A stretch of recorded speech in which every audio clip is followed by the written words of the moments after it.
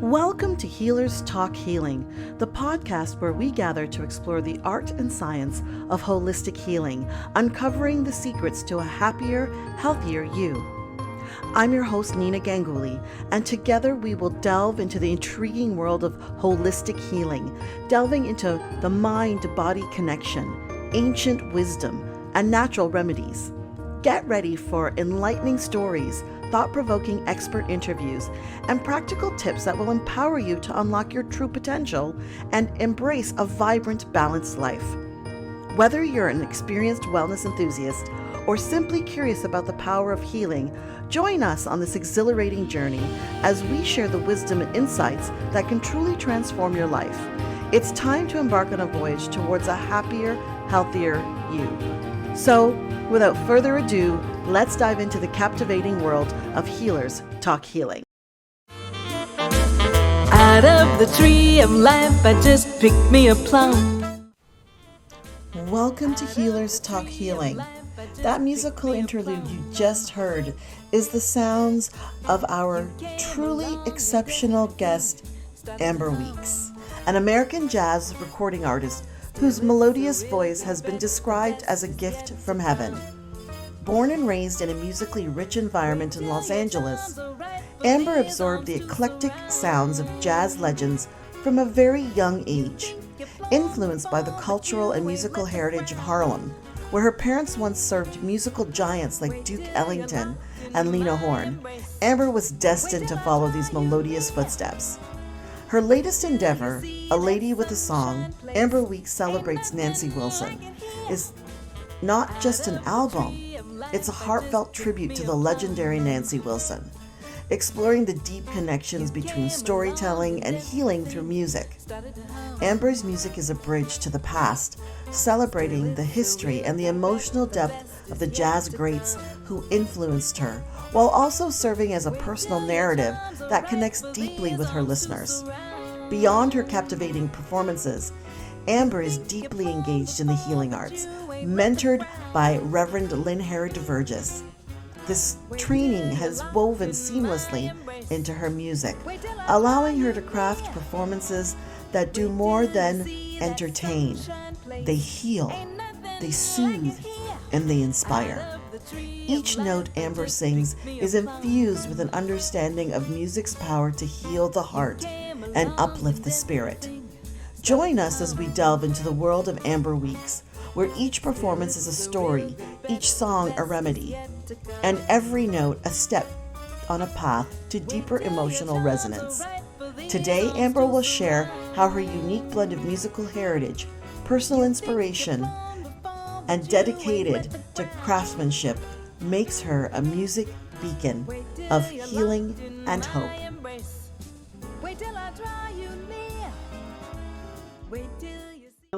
Well, it's exciting to have this conversation with you, Amber, because it's going to be a little bit different from the conversations I usually have. I'm usually speaking with, practitioners and what we call the holistic heroes, those that are trained in providing, a different type of healing space.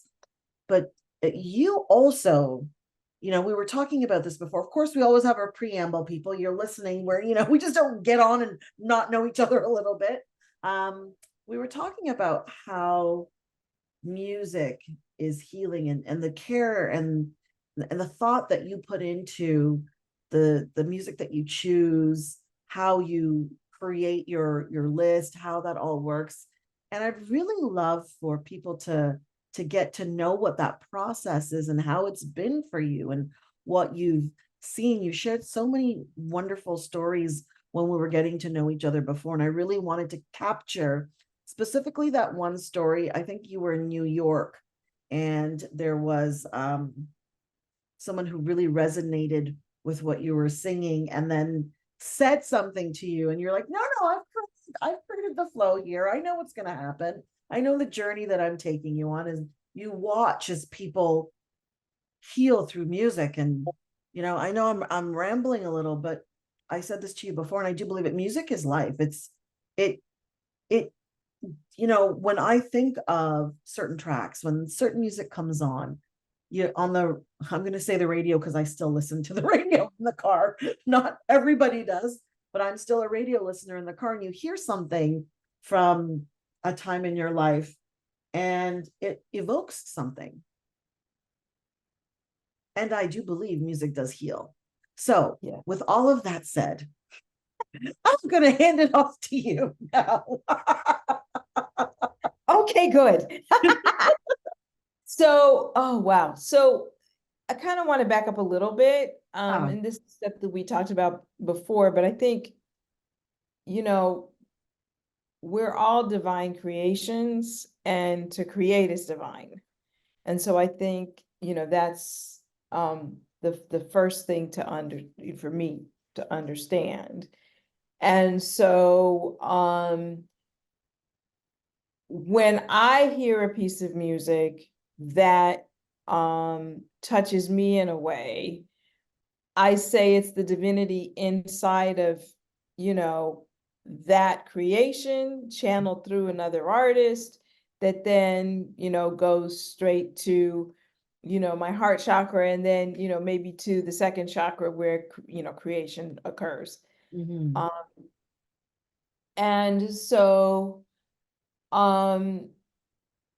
that's the first piece of it. It's got to hit me another way, so then I can then, in fact, you know, be divinely inspired to then, you know, bring forward something that's going to touch and inspire somebody else. And so when I'm putting a show together, I'm very aware of the journey from the very beginning, right? And so when I put the show together, like the first two songs specifically have to be, there's a better word than invitation, but right now I can't think of what it is, but the invitation to have somebody join me on my journey and into my space so that we can have a communal experience. And so the specific thing that you're talking about is there's a song on my new album called Supper Time that has a particular history. And when people listen to it, I've actually infused the history of the song I've infused the history of the song into the song in a spoken piece that I do toward the end of the song. I don't know that I want to give it all away. I think I'd rather have people have the experience of the song. But it definitely, you know, the song, all of the songs are going to take you on a journey. That's going to take you to a particular place. I performed the song live a few times and actually had the experience of watching people cry in front of me while I'm singing the song. And so in this particular situation in New York, there was a woman sitting in front of me, and I finished the song and she looked up at me and she said, "Well, I'm sad. You have to make me happy now."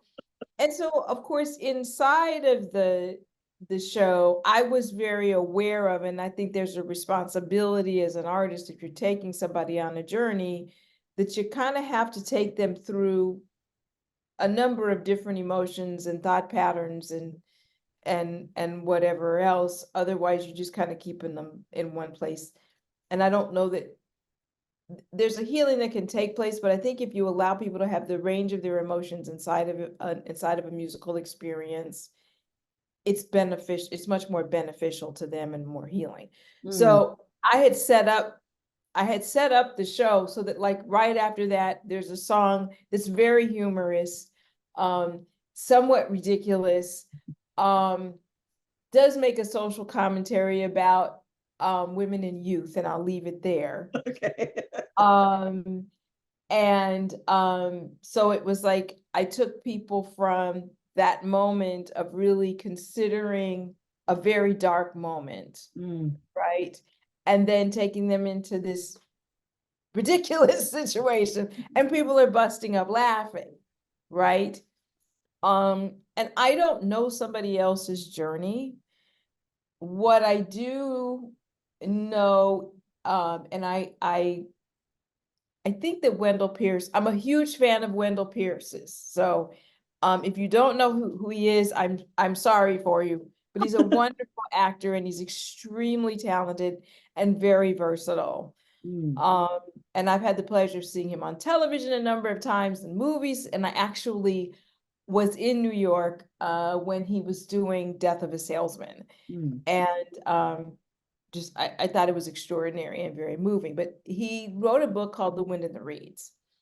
And in the book, he talks about acting specifically, but I think this is true for any kind of an art, is the more you allow yourself to be vulnerable, the mhm, more universal the experience is for your audience. mm, And so for me, when I'm performing, I need to open myself in a way to my own humanity, to my own vulnerability, to the creative piece of me that is divine, to then give it to somebody else. So, whatever their journey is, hopefully something that I'm providing resonates in their space to shift something for them. mm. When you're sharing this, it's reminding me of the thought process that I put into when I'm creating retreats.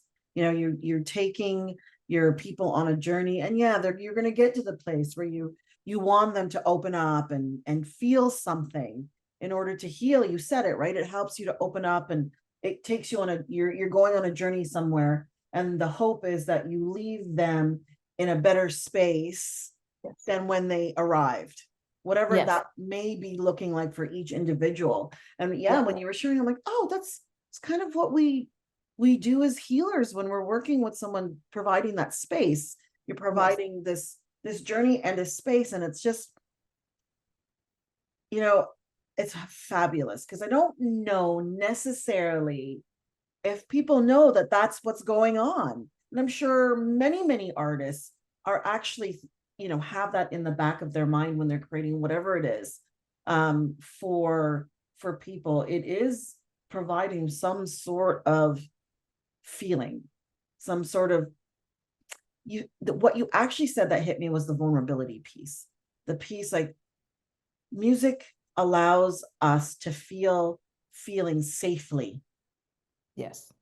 Yes. whether you're in a concert hall or you're in your car or wherever you happen to be. It's like the Right. safe place because you get to verbalize. So you as the artist are verbalizing something perhaps me as the listener hasn't been able to connect to, and it just allows that. And I think for our listeners to understand that, you know, maybe if you're not ready to speak to someone, maybe if you're not ready to be in a group, but putting on something that will, as you said, touch and inspire you and open up a place for you to be okay. I remember when my father passed away, every time I had to drive by the hospital where he passed to get to work. And there was I don't know why this song was the one that was like I needed to hear it because I needed to cry and I wasn't allowing myself to do it. And it was Fergie's Big Girls Don't Cry, Oh, yeah. or Good Mhm. Girls, Big Girls or Good Girls, whatever, don't cry. And as soon as I'm like, no, I know I'm repressing it and I need to release it before I get to work and supervise a bunch of people and put a smile on my face. Right. And it's, well, I want to say thank you because you are the artist that's in front of me right now to allow us to have those private moments when we're not ready to show up somewhere in public, and or you can't, you're in the work environment and it's not the most acceptable place to be vulnerable at that time when something's happening. So to know that the responsibility you take and you hold, bringing your own vulnerability and allowing that for others to provide that healing space is very special. Thank you. Thank you for that. Thank Well, you. thank Yeah. you. What I'm interested in as well is how has music helped you in your journey? Mhm. Oh man. So many different ways, Mm, you know, a lot of what you're talking about in my own experience of listening to other artists myself, and something just, pardon the pun, hits a chord with me, you know. It gives me a moment to contemplate. I'm a trained meditator, and I have taken courses in healing Mhm. from Reverend Lynn. Um, it it makes it, how can I say this exactly?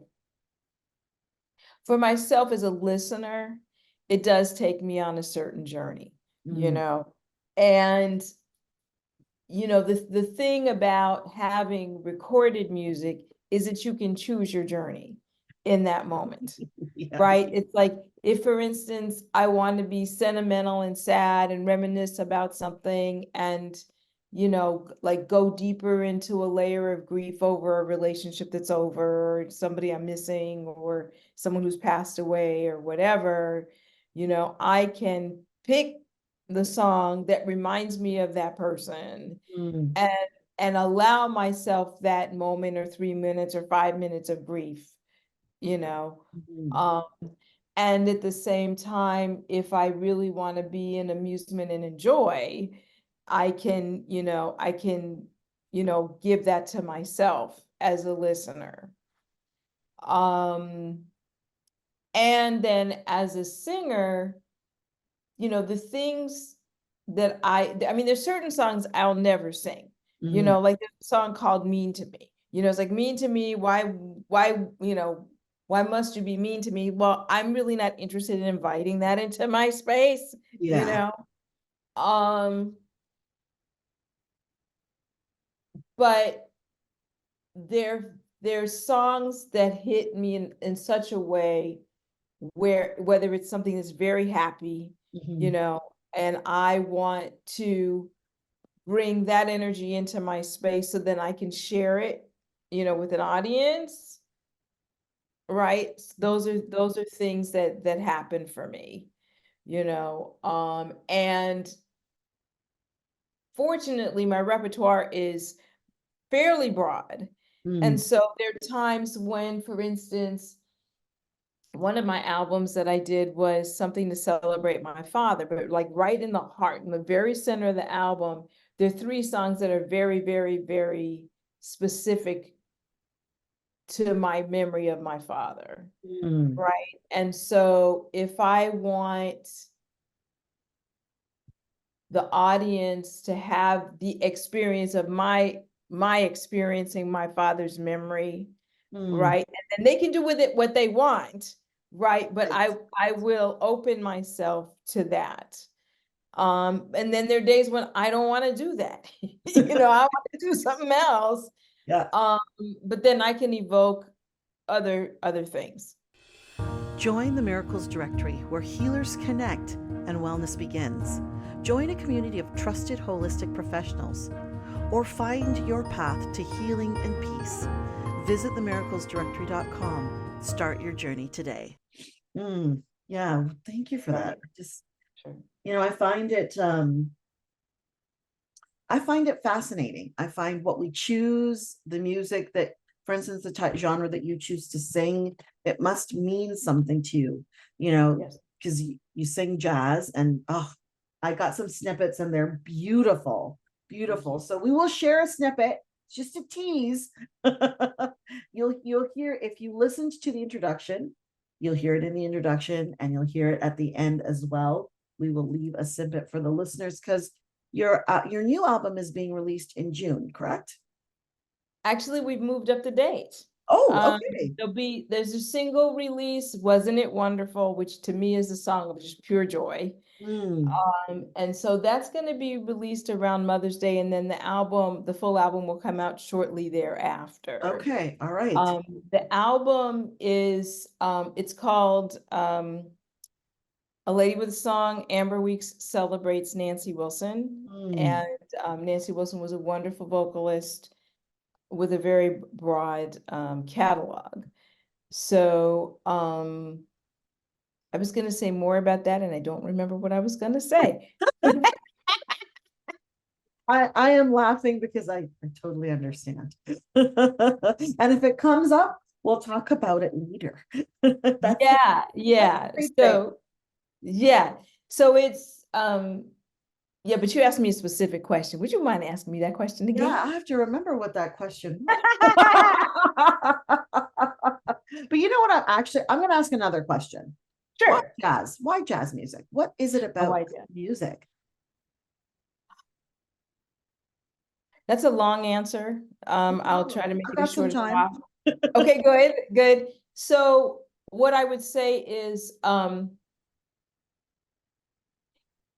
in many ways, it's the music of my parents' history. Mm, Most especially my dad. My parents are New Yorkers. My mother was originally born in Jamaica, but she spent like from 8 until 18, she was in New York, and my father was born and raised there. My grandparents, my father's parents had a diner in New York that was quite literally around the corner from Duke Ellington's house. And so my mm, father would serve Duke Ellington fried egg sandwiches after his gigs. And then, in the middle of the night, 2 o'clock in the morning, he's serving Duke Ellington. that, Um, and so it was like part of their fabric, part of their tapestry. And so I heard a lot of music as as I was growing up. But I think the thing about jazz is especially with certain artists like Nancy Wilson, like Oscar Brown Jr., Ella Fitzgerald, Sarah Vaughan, Frank Sinatra. I mean, I go on, Diane Carroll, and people don't realize that Diane Carroll started as a singer, and she's probably, in a lot of ways, my biggest influence. wow. Um, they told stories, and my parents told stories. And the melodic sense that's inside of jazz, just because it was, I think part of it is because it was there. It was like learning the words that I use to speak and speaking in the Mm. way that I do. It was just part of that. We also were raised around jazz musicians. And so it was just kind of in the air. So, you know. Yeah, you said something, what's interesting about the storytelling piece. Because I think that's so important because our life is full of stories. Like when we teach our children, when we're talking, when we're nostalgic, we're always telling these stories. And that healing aspect of telling a story, whether you're telling it for the first time or you're telling it for the 10th millionth time, and then to put music to it, I think it gets lands a little bit deeper. Yes, absolutely. And I feel like jazz music kind of Yeah. makes that happen. It's like Yes. when you have that, when I'm feeling moody, Uh-huh. that's when I'll put some jazz on because I'm like, I need to feel deeper. Does that make sense? Yeah, absolutely. So Absolutely. it's beautiful. And yeah, the stories that get told in music are meant to heal. I was just thinking about, when I was asking you about what happened in New York, and I started thinking about, well, all the um oh gosh, I don't even know how to say the word, but all the dance that happens inside of like EDM, and all the healers, they go and do those big ecstatic, oh my goodness, I can't say the word. They go into these big fields and they dance and they listen to music, and they have songs at certain frequencies. Did you incorporate any of that kind of thought process in the music that you choose about frequency and like any of that, or like alternative thought? That's an interesting question. I don't know that I did on a conscious level. I would say certainly subconsciously it's there. And as you're talking about storytelling, um, I think about how I resonate with Oscar Brown Jr. and the way that he had an ardence telling a story that was just very profound. Mm. Because he almost speaking, singing, Mm-hmm. you know. But I keep thinking about this song, so I feel like it's in my head, so I feel like it needs to come out. Okay. But there's a song called The Snake Mm, that my sisters and I were in the car and we were kids, and my parents had just split up, so my mother was in a particular mood. mm, And the song The Snake came on, and she made us stop what we were doing to listen to the song. And it was written by and originally recorded by Oscar Brown Jr., who's just his art of storytelling is unsurpassed to me. mm, But it's an obvious story, you know. It's the woman is going to work and she finds a snake in the snow, and you know, the snake lures her into taking him in, and it actually says, "Take me in, pretty woman." And she does. And of course, I don't need to tell you the rest of the story. In the end, you know, she goes to work, she puts him by the fire, she comes home, she's so excited that he's revived and all this. And then, of course, he bites her and she dies, you know. But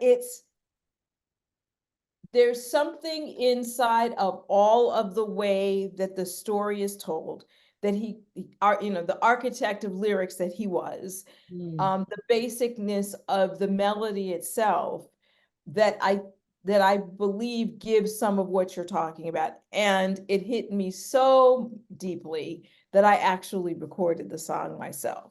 So mm, it's on my Pure Imagination album, and it's called The Snake. But it's one of those that kind of has that. mm, I think um, another song that does some of that differently, that's also on the same album, is the song Gone at Last, which was written by Paul Simon. mm, And he'd actually done it as a duet with the late Phoebe Snow. But I decided he did it more gospel-y. mhm, I actually got an arranger who's from Louisiana to actually produce that cut for me. So it has a second line feel to it. And it even more speaks to what you're talking about, because I don't know if if your audience knows what the second line is, but maybe it's not. something, yeah, so it's a form, and I'm not going to explain it brilliantly, but it's the form is specific to a style of music in New Orleans or Louisiana. It is the second part of a funeral, right? So it's like into the cemetery, right? There's what they call a dirge. Mm, And the song St. James Infirmary is a dirge. So it's very slow, it's very sad, whatever. But then once the person's been buried and you're leaving the cemetery, there's your next song, right, that has this joyful spirit to it.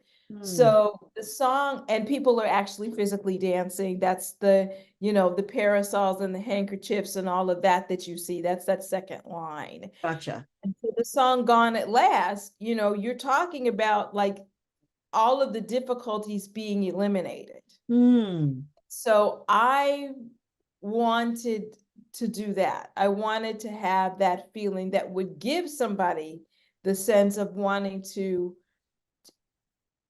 exercise and exercise, right? Exorcise and exercise whatever it is that's inside of them that needs to be released in this moment. mm. Yeah, powerful. Powerful. That intention, like the intention that you have put into that, then I am sure it gets received on the other line, because when we put intention into something, whether it's writing or the intention of this podcast or the intention of the album that you put together, I believe that it does get received. So and so for our listeners who are pondering, if they started in the middle of this conversation, is like, okay, what does this have to do with Healers Talk Healing? Let me tell you, musicians are healers.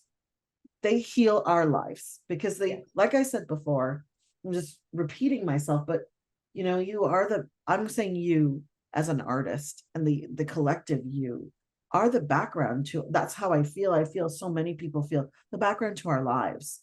the soundtrack, they say, right? The soundtrack of our life Yes. comes from music and all the different sensories, the hearing, the movement, the stories that get created for us in order to release. And it's a beautiful thing. It truly, truly is.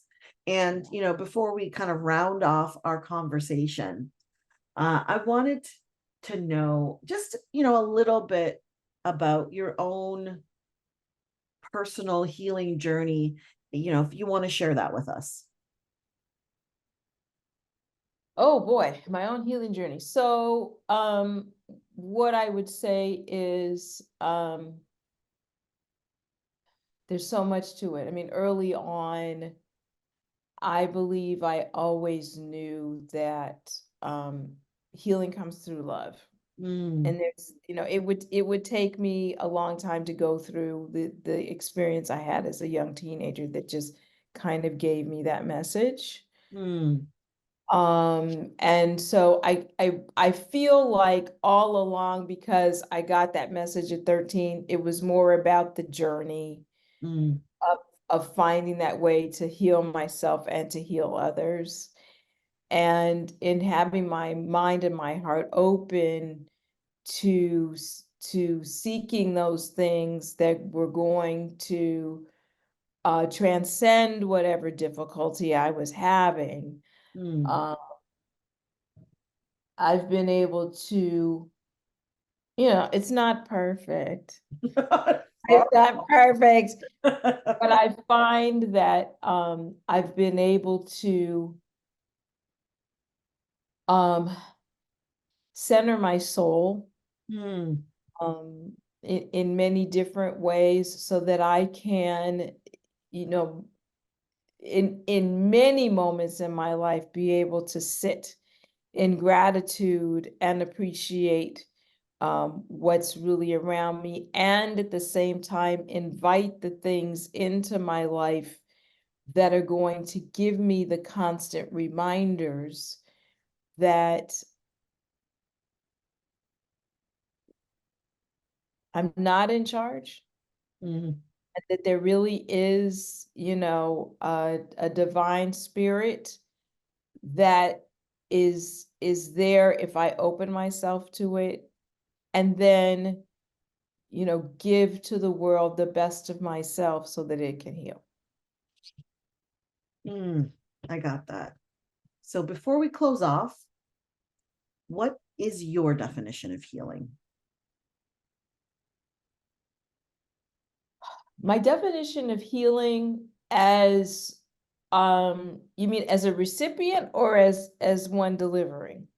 Both. Okay. So I would say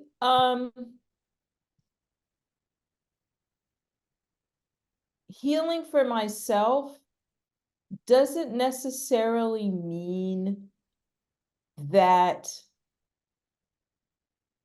something's erased from my memory entirely. Healing for me means transcending things to a point where I'm no longer the victim of it Mhm. and no longer in reaction to it. Mm, And I can review an experience and see the lesson in it and create something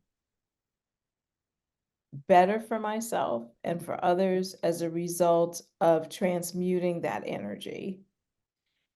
And as a healer, as an artist who's a healer, um, giving from within me in the most authentic way possible mm. so that others can do the same for themselves. Beautiful. Beautiful. I love that. I love that.